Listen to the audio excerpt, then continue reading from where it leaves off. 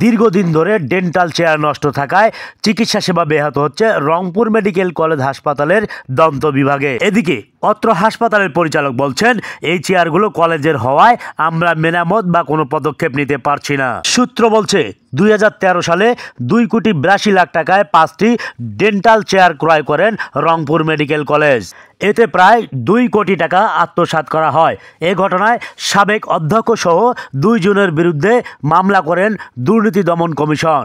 মামলার এজাহারে বলা হয় 2013 সালে 2,82,00,000 টাকায় 5টি ডেন্টাল চেয়ার ক্রয় করা হয়। কিন্তু বাজার বিশ্লেষণ ও বিশেষজ্ঞদের তথ্যের ভিত্তিতে দেখা যায়, যার প্রকৃত বাজার মূল্য হচ্ছে 1,74,96,500 টাকা বেশি দামে ক্রয় করেন।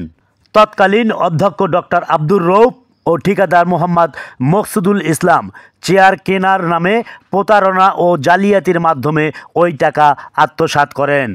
নাম প্রকাশে অনিচ্ছুক অত্র হাসপাতালে এক কর্মকর্তা বলেন, দুদকে মামলা থাকার কারণে চেয়ারগুলো মেরামত করতে সাহস পাচ্ছে না, যার কারণে সবসময় সরকারি প্রতিষ্ঠানগুলোতে বলির পাঠা হচ্ছে সাধারণ জনগণ।